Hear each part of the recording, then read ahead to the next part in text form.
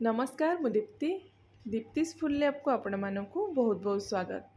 आग को रज आसुची तो रजर मेन जिनस है पोड़पिठा। आउ ए जो पोड़पिठा को ना आजिकल बिना जंतिकी भी बना होची। तो से मु भाविली गोटे रेसिपी आपण मानक सहित शेयर करने बिना जंतिकी क्षीर आउ चाउलर पोड़पिठा। तो कौन केमती बनिला तार जो ऑनेस्ट रिव्यू मु आपण मानक सहित शेयर करी। आउ ए पिठाटा बनैला बेले कौन कौन सब प्रोब्लेम है आउ कौन कले आपण पिठाटा परफेक्ट बनै पारे सबू डिटेल्स रे मु शेयर करिछि वीडियो रे। स्किप न करके पूरा वीडियो को आपण देखंतु, पसंद आसिले लाइक आउ शेयर कर दियंतु। तो पिठा बनैवा पई फास्ट एठी देखंतु गोटे बड़ जगार 1.5 कप मापिकी मु चाउल बतुरिया पई रखी देइथिली। पाखापाखि 4 ରୁ 5 घंटा हो गलानी। तो बतुरेवा पूर्वर आपण फर्स्ट ताको भल भाव में 3-4 थर धोईदेवे। तापर 4-5 घंटा बतुरेवा छाड़देवे। तो नॉर्मल जो पिठा बनैवा जो चाउल आप घरे यूज कर से चाउलटा आप यूज करेंगे। तो 1 कप रे मापिकी मु 1.5 कप नहीं चाउल। जेकोसी गोटे जगह चा पीवा कप हो बा गिन्नारे आपण चाउलटा ना मापिकी नेबे। तो एबे कौन करबा ना तार एक्स्ट्रा पानी सब बाहर करदेबा, बिल्कुल भी से पानी रखिबानी। आउ सबू चाउल को एमती गोटे ग्राइंडर जार को बाहर करदेबा। ता सहित 2 ରୁ 3ଟା गुजराती आउ 15 ରୁ 20ଟା में देदेबा गोलमरीच। गुजराती गोलमरीच को पर आप गुंड करके भी पकई पारे। तापर ये देखो 4 बड़ चामच आम देदेबा मिल्क पाउडर। पूरा ऑप्शनल अच्छी मिल्क पाउडरटा जदि अच्छी आप घरे पकातु ना चलो।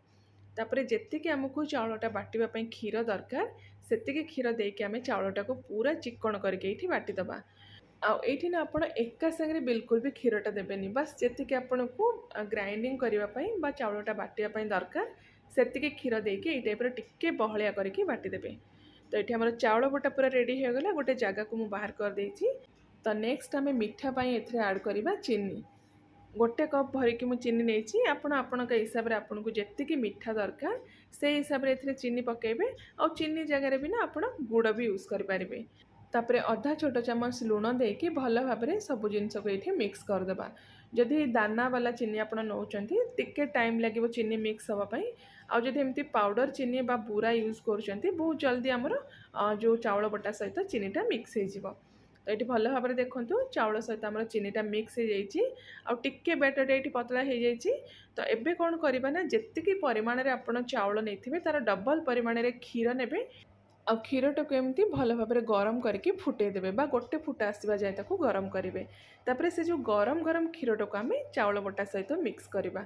आ मिक्स कला बेले आप एमती जदि हैंड बीटर थी घरे हैंड बीटर रे मिक्स करंतु तो बढ़िया से आमर चाउल बटा सहित क्षीरटा मिक्स हो।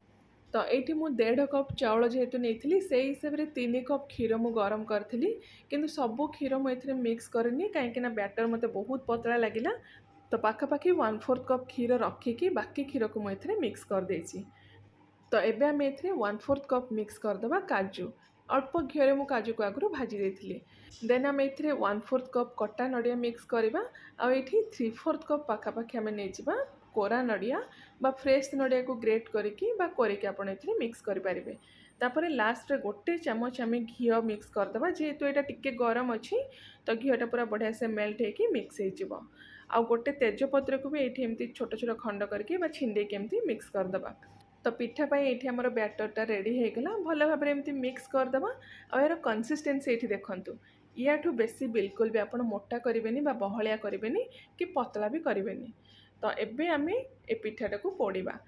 तो ये पिठाटा को आप डायरेक्ट प्रेशर कुकर रे भी पोड़ी पारे ना एमती देखो ये गोटे जगार घी अल्प टिके लगे देती खली पत्र मु अरेंज कर देछि। ता ऊपर भी भल भाव में आप तेल बा घी लगेदेवे। आउ एइथिरे आमे आज पिठाटा को पोड़वा। तो ये जदि आप प्रेशर कुकर रे पिठा बनइबे तो कौन करेंगे ना प्रेशर कुकर रे फर्स्ट आप तेल बा घी लगेदेवे। तापर बैटर सबको आप प्रेशर कुकर भितर देकी ताको आप डायरेक्ट फ्लेम रे बसैबेनी।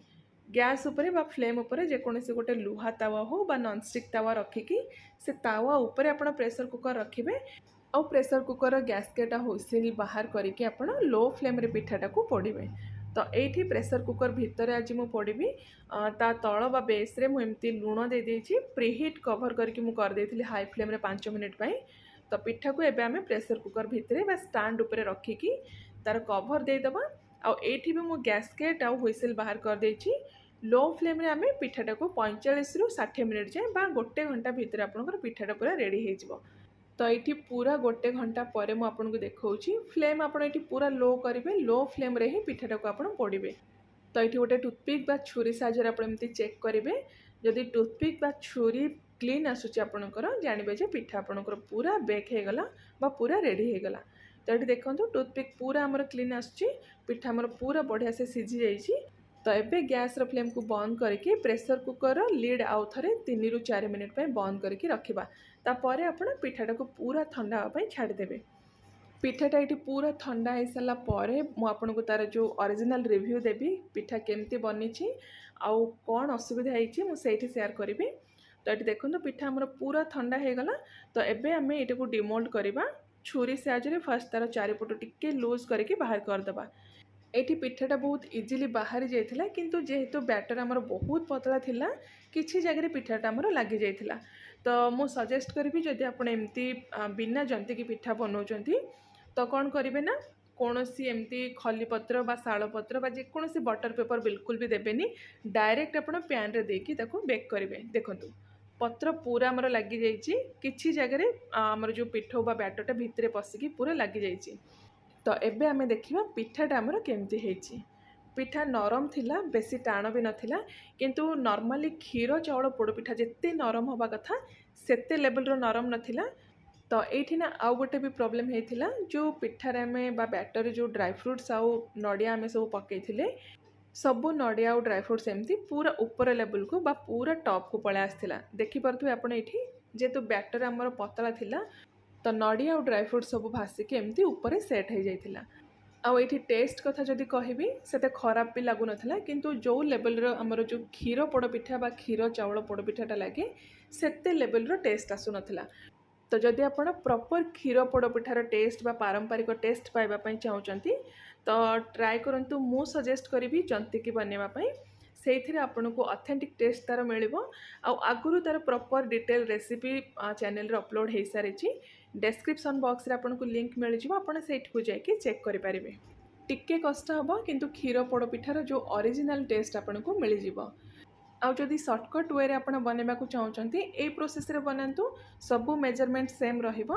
ता सहित आप कौन करेंगे ना अधा छोट चामच ऐड करदे बैटर रे खाइबा सोडाटा बैटर रे मिक्स करके तापर पिठाटा को आप बेक करेंगे। तो आशा करुँची भिडियोटी आपण मानक पई किछि मात्रा रे हेल्पफुल रहिबो बोली। तो मु आउ थरे आपण मानक पई गोटे बहुत ही बढ़िया नुआ रेसिपी नहीं आसीबी। Till then take care and bye bye.